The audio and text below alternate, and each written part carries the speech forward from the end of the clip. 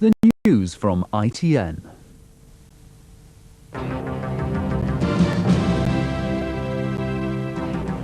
Good evening, the news and sport from ITN. Tonight's headlines. Allegations that the former Labour leader Michael Foot was a KGB agent of influence. Top nursing union warns of industrial action over a 1% pay award. And the Saturday night sports headline, Gavin Hastings leads Scotland to a famous victory over France in the Five Nations Championship. The Labour Party tonight dismissed a report in tomorrow's Sunday Times that the former Labour leader Michael Foot was regarded by the KGB as an agent of influence. The paper says two former Soviet spies also claimed that Mr. Foot received payments from the KGB towards a left-wing newspaper that he edited. The allegations concerning Mr. Foot have apparently come from two former Soviet spies who say the KGB made cash payments to the former Labour leader to help him fund a left-wing newspaper, The Tribune, when he was an MP in the 60s. The KGB, according to a report in tomorrow's Sunday Times, held a large two-volume file on Mr. Foot at their Moscow headquarters and even gave him the codename Boot. The Soviet double agent Oleg Gordievsky, a KGB colonel who was working for British intelligence, is said to have told MI6 as long ago as 1977 about Mr. Foot's contacts with Soviet spies. Mr. Foot was apparently interviewed at the time by British security officials, but they concluded he'd broken no laws and no further action was taken.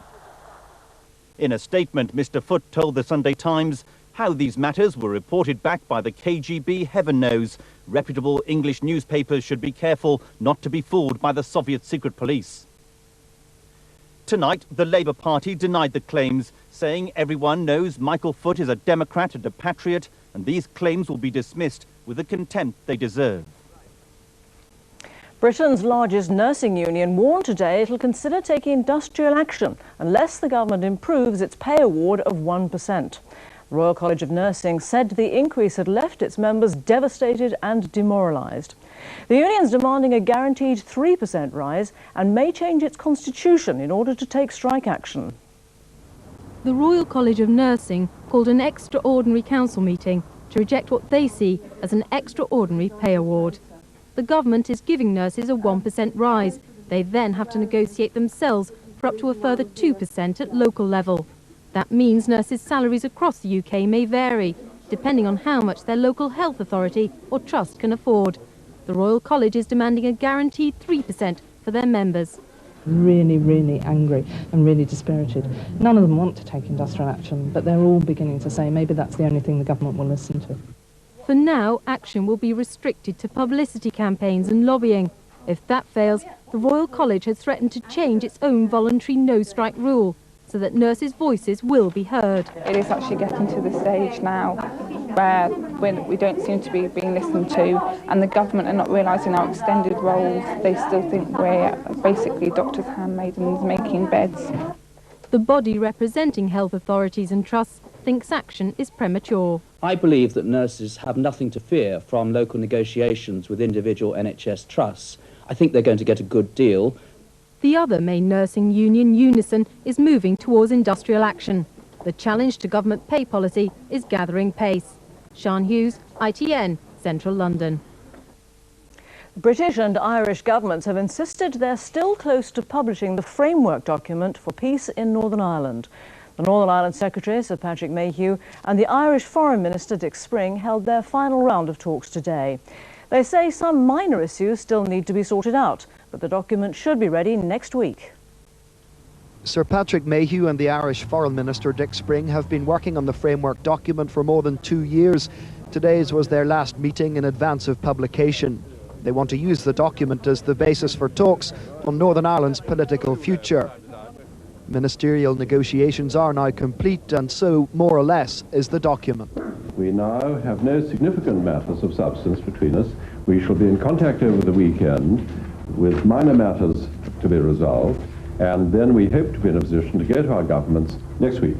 Pressed on what those minor differences might be, Sir Patrick replied, If we're looking for some crisis, I'm afraid there is none. Unionists have already been dismissive of the document. Mr. Spring wants them to think again. Well, as we've always said, we would hope that people will wait, see the document in its totality, give it the consideration which it deserves. After all, we, on behalf of our government, have spent 2 years working to bring out a balanced framework document on behalf of the people of Northern Ireland and on behalf of the people of this island. Hopefully, it will get that consideration and we can make progress. Once the British and Irish cabinets have ratified the proposals, they will be published at a Prime Ministerial summit, possibly at the end of next week. The two sides feel they've come up with the best political formula to secure lasting peace in Northern Ireland. However, the Unionists are unlikely to be convinced of that. John Irvine, ITN, Dublin. And investigations began into a train crash in which 31 people were injured, 4 of them seriously. It happened when a passenger train carrying 55 people crashed into a stationary goods train on a bridge in East London.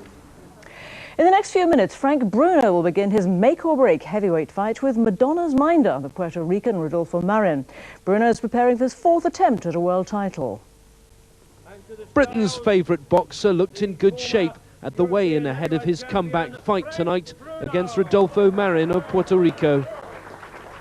Bruno's last appearance in the West Country was playing Robin Hood in Panto, but he says he's now back on form and is confident about tonight's fight.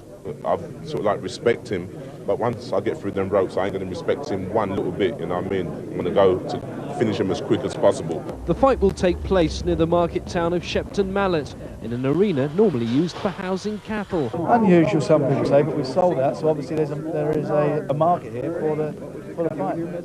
Frank's fans hope that the fight, which starts in the next few minutes, will lead to the boxer having another attempt to capture a world title. James Bays, ITN, Somerset. Now the rest of the day's sports news, and with the details, here's Graham Miller. Scotland and England are on course for a Five Nations Championship decider after impressive wins away from home. Gavin Hastings led Scotland to their first victory over France in Paris since 1969, while England's triumph in Wales was only their second in 32 years. A Scottish win against Wales in a fortnight's time will set up a Grand Slam showdown in the Calcutta Cup clash at Twickenham. Scotland travelled to Paris more in hope than expectation, but when Townsend swerved in for a first half try, there was the hint of a famous victory in the air. France, though, weren't about to surrender without a serious rearguard action. 3 tries, this the second from Saint-André, put them ahead.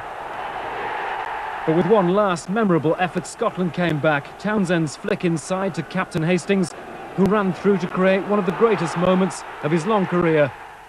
Followed by another, as the conversion gave Scotland the result. Their most famous supporter joined in the celebrations, Scotland halfway to the Grand Slam.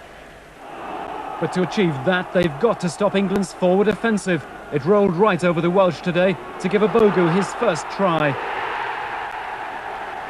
And any Welsh hopes of retrieving the game were destroyed when the low-flying Rory Underwood dived in for his 41st. And when a touch judge spotted a John Davis boot going into a white shirt, out came the red card, and Davis was hit tonight with a 60-day suspension. Wales promptly collapsed, and Underwood sealed the game with his second score. For England now, a 4-week rest before what could be the most dramatic 80 minutes for years.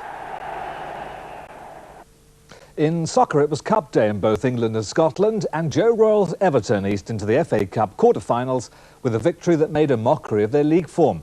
Jurgen Klinsmann and Matt Le Tissier scored within a minute of each other to force the Cup favourite Spurs to a replay at the Dell.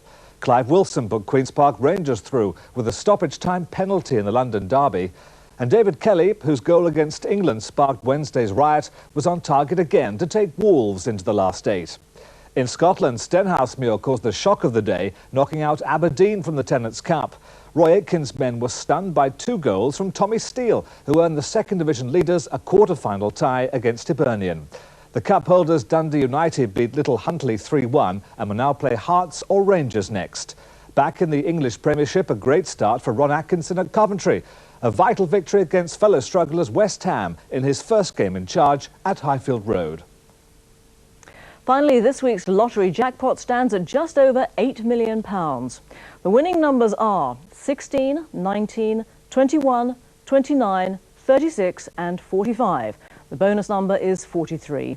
It's not yet known if the jackpot has been won by one person. And that's it tonight. From Graham and me and the ITN team, good night. Good night.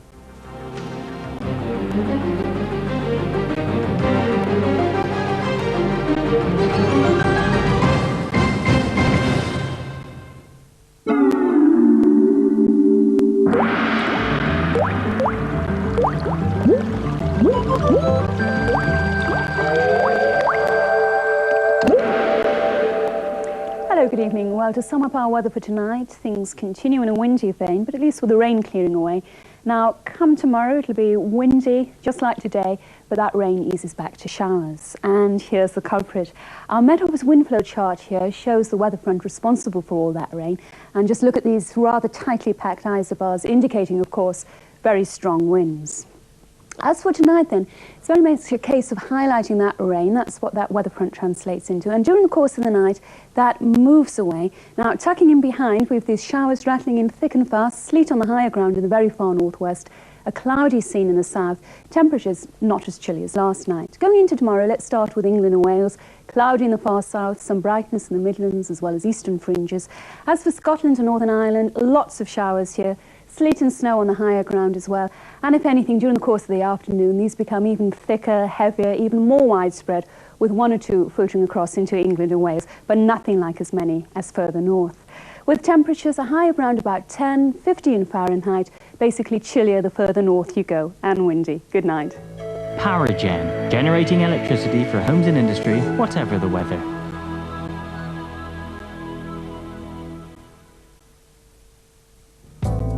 Success will never change me, mainly because I like me and I don't want to change me. Boy, I just love what I'm doing. I'm doing the best job in the world. I'm perhaps doing or giving people the one thing they all need. It's just a little bit of a kick in the morning, and it's a kick with a smile on your face.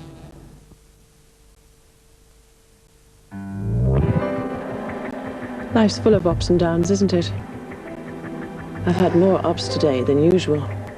Even the downs were up, and up, and up. I could have sworn the air became thinner the higher I climbed. I should have been a mountaineer, not a doctor. Still, it wasn't all down, up. He got the last 2 tickets. In the gods. Legworks by Pretty Polly, with Lycra where you need it, to keep you on your toes.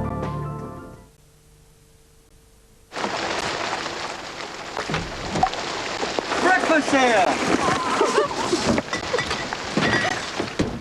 Cornflakes. I know, sweetheart, but it's only a small site shop. Cornflakes? I know. Kellogg's Cornflakes, delicious flakes of corn drenched in ice-cold milk. I think it's going to last all week. Should do. It's a big enough box. Kellogg's Cornflakes. Have you forgotten how good they taste?